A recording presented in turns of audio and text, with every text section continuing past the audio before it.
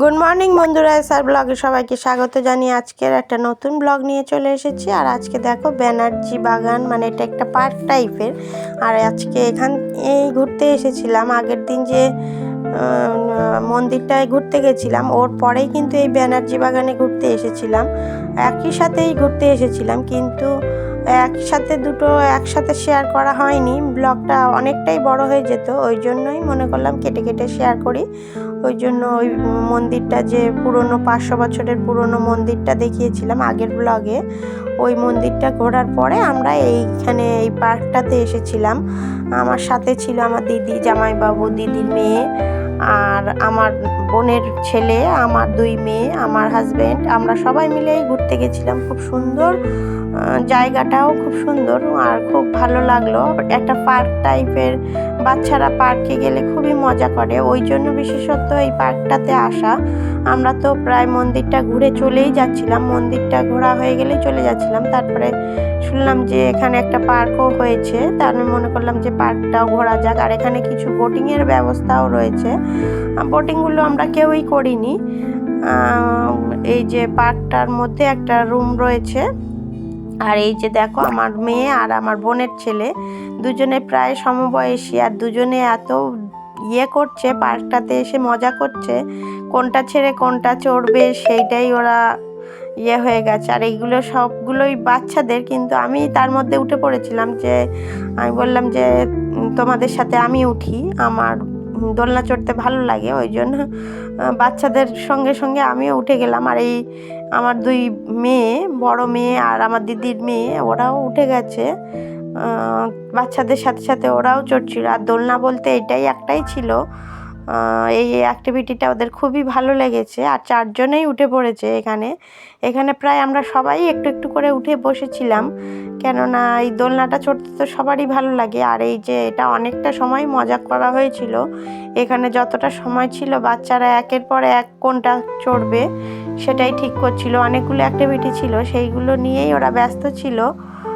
অনেকটা সময় এখানে কাটালাম বেশ অনেক। আর দুপুরের মধ্যে তো বিকেলবেলা হলে একটু মজা হতো, কেননা ছায়া থাকতো, রৌদ্র অতটা থাকতো না, ওই জন্য ভালো লাগতো।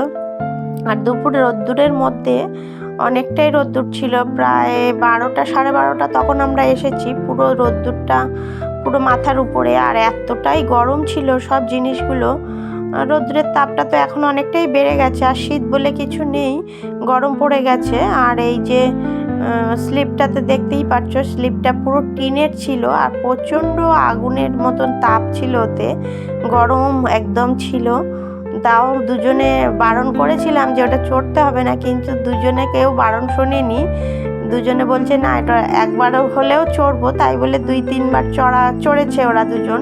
কিন্তু পুরো রোদ্দুরের জন্য পুরো এই স্লিপটাতে একদম গরম ছিল। তাও ওরা 2-3 বার স্লিপ করেছে, কিন্তু প্রচণ্ড গরম ছিল। আর তারপরে অন্য অন্য জিনিসগুলো তাও ঠিক আছে, কিন্তু এই স্লিপটা প্রচণ্ড, একদম টিনের ওটা ছিল তো, ওটা প্রচণ্ড গরম ছিল। আর দেখো ওইগুলো চড়লো। আর ছোটবেলা আমরাও এইভাবে মজা করতাম, আমরাও চড়তাম। সেই ছোটবেলার দিনগুলো আমাদেরও মনে পড়ে যাচ্ছে, যে আমরাও ছোটবেলা পার্কে গেলে এইভাবেই মজা করতাম। আর দেখো আমার মেয়ে প্রত্যেকটা জিনিস একবারের বেশি 2-3 বার করে চড়ছে, মানে প্রত্যেকটা অ্যাক্টিভিটি ওর চালানো চাই বা দেখা বসা চাই। এই যে না পারলেও চেষ্টা করছে, এটা তো অনেকটাই টাইট ছিল, পাচ্ছিলই না, কিন্তু প্রত্যেকটা 1-2 বার করে চড়ছে। আগেও করেছে, আর আমি যখন এই তোমাদের সাথে শেয়ার করছি তখনও চড়ছে। আর ওই আমার বোনের ছেলে, ও প্রায় সবগুলোতেই বারবার করে উঠছে, খুবই মজা করেছে।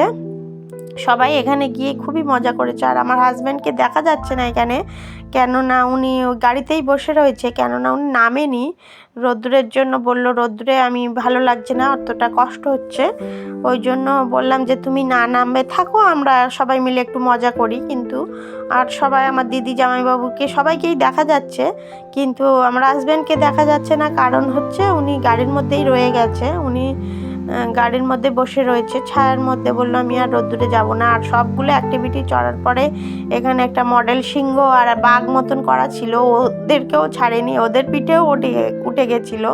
উঠে গিয়ে দুজনে বললো যে আমাদের ছবি তোলো, দুজনে ছবি তুললাম।